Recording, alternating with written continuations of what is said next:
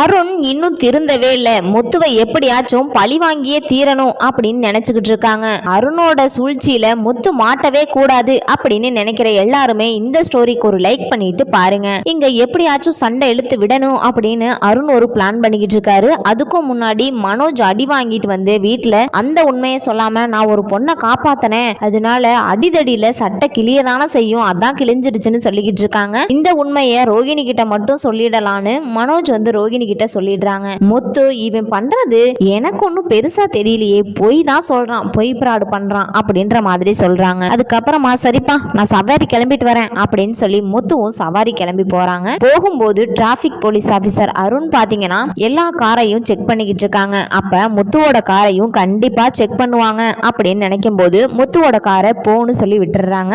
போகும்போது அங்க ஒரு பொண்ணு பார்க்கவே பிச்சைக்கார பொண்ணு மாதிரி அப்படி ரொம்ப பரிதாபமா இருக்காங்க. அண்ணே ஒரு நிமிஷம் நிப்பாட்டுங்கன்னு சொல்லி ஹெல்ப் கேட்கும்போது நம்ம முத்து தான் ஹெல்ப் கொடுக்கறதுல பெரிய ஆளாமா என்னமா அப்படின்னு சொல்றாங்க. என் பொண்ணுக்கு உடம்பு சரியில்லை, என்னை போய் இந்த ஹாஸ்பிட்டல்ல மட்டும் இறக்கி விட்டுருங்கன்னு சொல்றாங்க. அதுக்கப்புறம் முத்துவும் மனசு இலகி போய் சரி வாமா உன்னை இறக்கி விட்டுறேன் அப்படின்னு அந்த பச்சை குழந்தைய வச்சுக்கிட்டு அந்த பொண்ணும் மேல ஏறுறாங்க. அதுக்கப்புறம் முத்து எந்த ஹாஸ்பிட்டல்னு சொல்லி ஏறி போயிடுறாங்க. போனதுக்கு அப்புறமா எங்க அந்த பொண்ணு வேணும்னேன்ட்டு காருக்குள்ள ஒரு பெரிய சம்பவத்தை பண்ணி வச்சிடுறாங்க. அதுக்கப்புறமா முத்து சவாரியெல்லாம் முடிச்சுட்டு கார் பார்க்கிங்ல வெயிட் பண்ணிக்கிட்டு இருக்காங்க. சரிடா நான் போய் சாப்பிட்டுட்டு வரேன் அப்படின்னு வீட்டுக்கு வந்து சாப்பிட்டுக்கிட்டு இருக்கும்போது அங்க வீட் காலிங் பெல் அடிக்கிறாங்க. வந்து திறந்து பார்த்தா வெறும் போலீஸ் எல்லாம் நிக்கிறத பார்த்துட்டு எல்லாருமே அப்படியே ஃப்ரீஸ் ஆகி போய் நிக்கிறாங்க. என்னங்க சார் அப்படின்னு சொல்லி கேட்கும்போது இங்க முத்து யாரு அப்படின்னு சொல்றாங்க. உடனே முத்து நான் தான் சார் அப்படிங்கிறாங்க.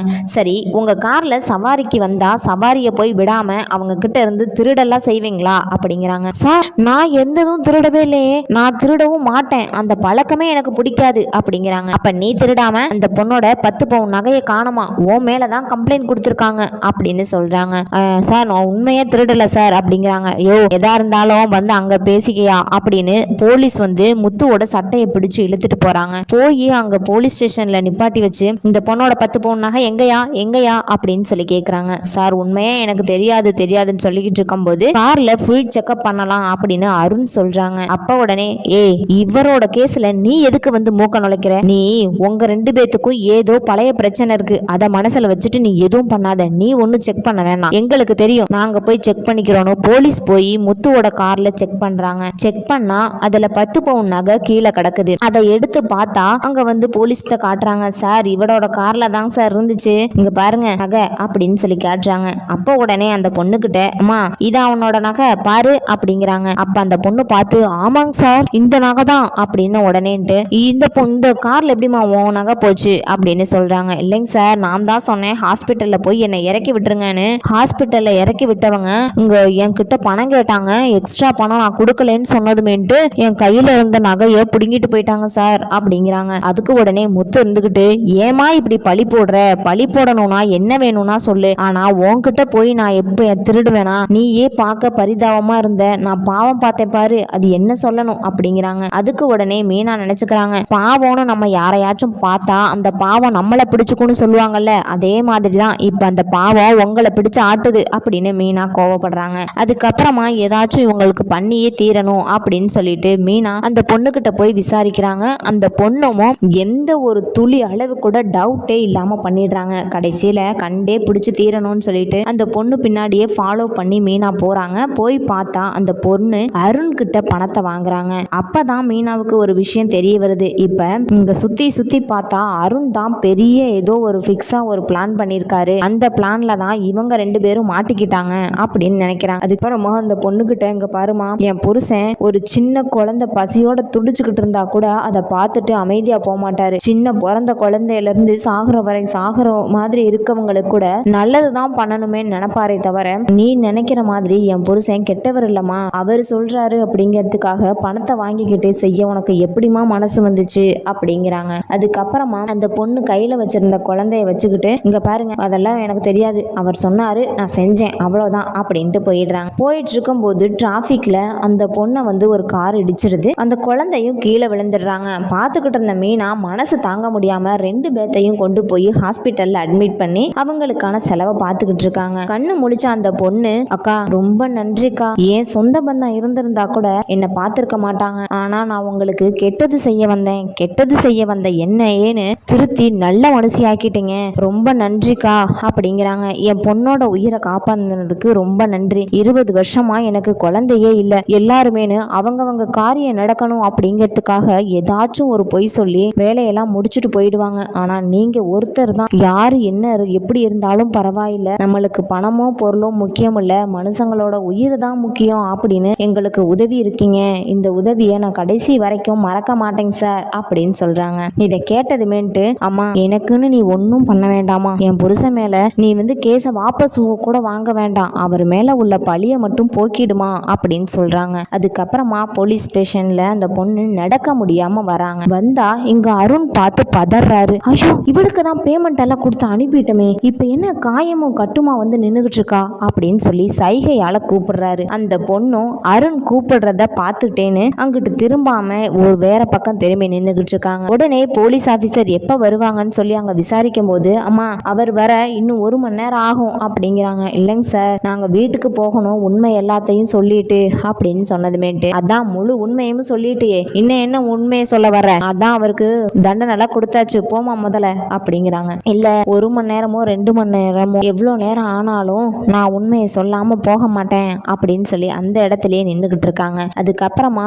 அங்க மீனா பாத்தீங்கன்னா, சரி எப்படியாச்சும் நம்ம புருஷனோட வாழ்க்கை சரியாயிடணும் அப்படின்னு சொல்லி வெயிட் பண்ணிக்கிட்டே இருந்து போலீஸ் ஆபீசர் வந்ததுக்கு அப்புறமா, சார் நான் பண்ணது பெரிய தப்பு, நான் அந்த தப்புக்கு தண்டனையா நான் பலனை அனுபவிச்சுட்டேன், நல்ல மனசு உள்ளவங்க மனசு நோகுற மாதிரி பண்ணக்கூடாதுன்னு சொல்லுவாங்க, அதே மாதிரி தான் நான் ஏன் தான் மனசு நோகுற மாதிரி பண்ணிட்டேன்னு தெரியல, எனக்கு உண்மையா மனசு வருத்தமா இருக்கு, என்னை மன்னிச்சிடுங்க சார் அப்படின்னு சொல்றாங்க. இங்க பாருமா, இப்ப என்னமா ஏதோ சொல்லிக்கிட்டு இருக்க, நீ சொல்ற மாதிரி இங்க அப்படி ஒண்ணும் நடக்க கிடையாது. இல்லைங்க சார், நான் சொல்ல வர்ற விஷயமே இன்னும் உங்களுக்கு புரியல, நான் என்ன சொல்றேனா அப்படிங்கிறாங்க. அதுக்கு உடனே இவங்க எதையுமே காதுல வாங்கிக்காம, நீ சொல்றதெல்லாம் கேட்டுக்கிட்டு இருக்க, நான் ஒன்றும் முட்டாள் கிடையாது அப்படின்னு சொல்லிட்டு அமைதியாயிடுறாங்க. ஒரு சில டைம் இந்த மாதிரி எல்லாம் இருப்பாங்களா அப்படின்னு ஒவ்வொருத்தவங்க நினைக்கிறாங்க. அதுக்கப்புறமா அந்த பொண்ணு சொன்ன உண்மையால போலீஸ் அப்பதான் உணர்றாரு, சரி இந்த பொண்ணு தான் தப்பு பண்ணிருச்சு போல அப்படிங்கமோ. அதுக்கப்புறமா நகை நானா தான் கொண்டு போய் வச்சேன், இந்த யாரு வைக்க சொன்னாங்கன்னு சொல்லி தூண்டுதல் யாருன்னு பாத்தீங்கன்னா நம்ம அருண்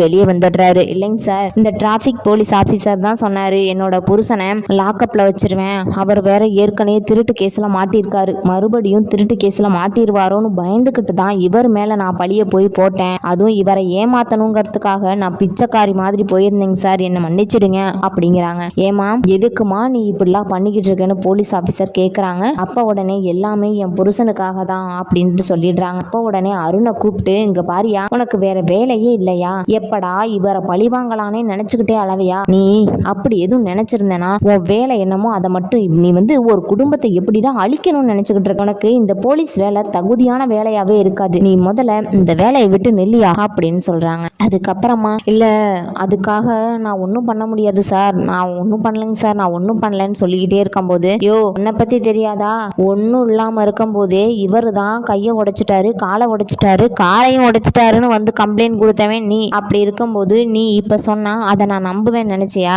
நீ இப்ப மட்டும் இல்ல எப்பயுமே அடுத்தவங்க மனசை கஷ்டப்படுத்திக்கிட்டு இருக்க வேண்டாம், சொன்னா நீ கேட்க மாட்ட, அதை எதுக்கு சொல்லிக்கிட்டு இருந்தா நானும் சொல்றதே கிடையாது, ஒரு தடவை சொன்னா ரோசம் உள்ளவங்களுக்கு ஒரு தடவை சொன்னா புத்தி வரும், ஆனா நீ புத்தி கட்டு போய் நடந்துகிட்டு இருக்க, அப்புறம் எப்படி நான் சொல்றது உன் காதுல கேட்கும், சொல்றத ஒரு தடவைனாச்சும் கேட்கணும், நீ எப்பயுமே கேட்க மாட்டேன்னு முடிவெடுத்திருக்க, அப்புறம் எப்படியா நான் உனக்கு சொல்லுவேன், உன் வேலை நான் உன்னை சொன்னாலும் நீ புரிஞ்சுக்கவே மாட்டேன், எப்படியோ இருந்து தொலை, இதுக்கு மேலையும் நான் உன்கிட்ட ஒன்னும் சொல்றதுக்கு இல்லை அப்படின்றாங்க. அப்ப உடனேட்டு, ஐயா என்னை மன்னிச்சிருங்க ஐயா, இந்த விஷயம் வேற யாருக்கும் தெரிய வேண்டாம், சஸ்பெண்ட் ஆர்டர்லாம் பண்ணிடாதீங்க, ரொம்ப கஷ்டமா இருக்கு எனக்கு அப்படின்னு சொல்லி இங்க அருண் கெஞ்சுறாங்க. அப்ப உடனே போலீஸும், இதுதான் உனக்கு கடைசி வார்னிங், இதுக்கப்புறமும் மறுபடியும் போய் அவரையே ஏதாச்சும் உன்னை டார்கெட் பண்ணணும்னு நினைச்சேனா உன்னை அவ்வளோதான் ஏதாச்சும் உன்னை பண்ணிடுவேன், உன்னை வேலையில இருந்தே தூக்கிடுவேன் அப்படிங்கிறாங்க. தெரியுமில்ல போலீஸ் ஆபீசர் தப்பு பண்ணா என்ன தண்டனை,